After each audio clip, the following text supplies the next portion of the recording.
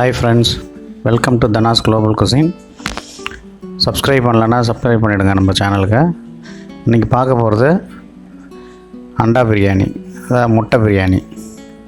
So முட்டை பிரியாணி எப்படி பண்ணுறதுன்னு பார்க்கலாம். முட்டை பிரியாணி வழக்கமாக அவிச்ச முட்டையை வச்சு மற்ற மசாலாலாம் போட்டு பண்ணுவாங்க. நம்ம இன்றைக்கி கொஞ்சம் வித்தியாசமாக முட்டையை நல்லா அடித்து ஊற்றி கட் பண்ணி அதை ஸ்லைசஸாக கட் பண்ணி அதை மாவுலாம் போட்டு அதை பொரித்து எடுத்து அதிலேருந்து பண்ணியிருக்கோம். மஞ்சள் பொடி, மிளகு பொடி போட்டு நல்லா அடித்து வச்சுங்க.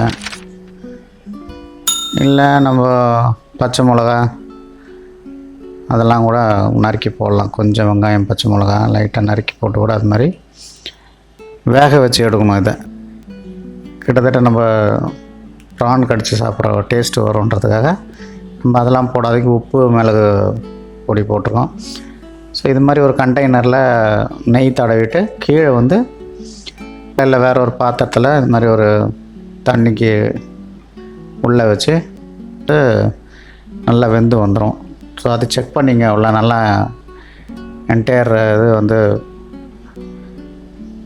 வந்திருக்கான்னு சொல்லிட்டு இதெல்லாம் ட்ரிம் பண்ணிக்கிட்டு ஸோ நீங்கள் வேண்டிய சைஸில் கட் பண்ணி எடுத்துங்க ஸ்லைசஸாக. சால்ட்டு, கொஞ்சம் மிளகா பொடி, காஷ்மீரி சில்லி போட்டால் கொஞ்சம் கலர் கிடைக்கும். தேவைப்பட்டால் கொஞ்சம் தூள் உப்பு போட்டுக்கலாம். போட்டு கொஞ்சமாக தண்ணி தெளிச்சிங்கன்னா அதில் நல்லா பொரிஞ்சு வரும்போது ஒரு நல்ல இது அடிஷ்னலாக ஒரு சின்ன ஒரு க்ரன்ச்சினஸை கொடுக்கும். போட்டு பொரித்து எடுத்துங்க. நல்லா செய்யும்போது அது தனி டேஸ்ட். அது அதேமாதிரி கொஞ்சம் உருளைக்கிழங்கு, ஒரு 2 உருளைக்கிழங்கு வெட்டி பெரிய பெரிய துண்டுகளாக்கி அதை நல்லா ப்ரௌன் ஆகிற வரைக்கும் கொஞ்சம் பொரித்து எடுத்துங்க அந்த முட்டை. அப்புறம் நம்மளுக்கு என்ன சைட் பை சைடு இது பண்ணலாம் அந்த வேலையெல்லாம் பண்ணிகிட்டு இருக்கும்போதே. இப்போ எண்ணெய் நல்லா சூடாக்கி வெங்காயம் ஸ்லைஸ் பண்ணி பொரித்து தனியாக வச்சுங்க.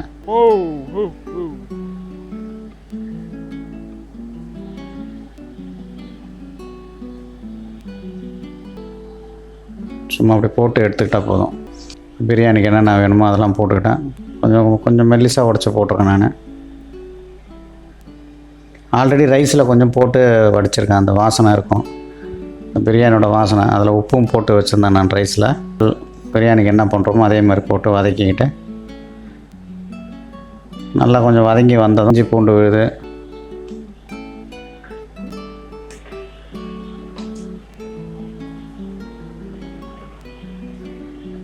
நல்லா வதங்கிடுச்சுன்னா கொஞ்சம் தக்காளியை கொஞ்சம் அரைச்சி விட்டுட்டேன். மறுபடியும் தக்காளிலாம் வச்சு வதக்கிட்டு ரொம்ப நேரம் எடுக்க வேண்டாம் அப்படின்னு சொல்லிட்டு டைம் குறைக்கிறதுக்காக என்ன பண்ணால் கொஞ்சம் தக்காளி ஒரு நல்லா அடித்து ஊற்றுறதுல என்னென்னா கொஞ்சம் நல்லா வதங்கணும். அது பச்சை வாசனைலாம் போயிடுச்சுன்னா ஒன்றும் பிரச்சனை இல்லை, ஆகிடும். தயிர் வேணும்னா தயிர் சேர்த்துக்கலாம், இல்லை லெமன் ஜூஸ் சேர்த்துக்கலாம். மஞ்சள் பொடி, மற்றபடி நீங்கள் பிரியாணிக்கு என்னென்ன போடணுமோ அதெல்லாம் ஆஸ் யூஷுவல் அவங்க டேஸ்ட்டுக்கு தகுந்த மாதிரி பிரியாணி பொடி போடுறவங்க பிரியாணி பொடி போட்டுக்கலாம். இல்லை நம்ம அந்த மல்லித்தூள், மிளகாத்தூள் அந்த காம்பினேஷனில் ஒரு சிலர் போடுவாங்க, கறி மசாலா அது மாதிரியும் போட்டுக்கலாம். நான் பிரியாணி தூள் போட்டிருக்கேன், ரெடிமேடாக கிடைக்கிற பிரியாணி தூள் போட்டிருக்கேன். கொஞ்சம் காரம் கம்மியாக தான், இப்போ நான் வைக்கிற குவான்டிட்டிக்கு கொஞ்சம் காரம் கம்மியாக தான் போட்டிருக்கேன். ரைஸ் குக்கர்லேயும் இல்லை நம்ம சாதா குக்கரில் அடுப்பில் கேஸ் ஸ்டவ்வில் வைக்கிற குக்கரில் வச்சு லோ ஃப்ளேமில் பண்ணிக்கலாம். புதினா அப்சர்வ் பண்ணிக்கும். அது ஒரு லேயர் அப்படியே இருக்கிறதுனால அரிசியில் அந்த கறிக்கெலாம் போகிறது இருக்காது. ஸோ ஒரு லேயராக போட்டுக்கிறேன். முதல்ல அந்த புதினா போட்ட அப்புறம் ஒயிட் ரைஸ் கொஞ்சம் போட்டுட்டு அப்புறம் மற்றபடி ரெடி பண்ணி வச்சுருக்கிற அந்த முட்டை பொரிச்சு வச்சுருக்கிற அப்புறம் ரெடி பண்ணோன்னா பிரியாணி அந்த மசாலா, இந்த கிரேவி, அந்த பிரியாணி மசாலாவை லைட்டாக ஒரு தின் லேயர் ஊற்றிக்கணும். ஒரு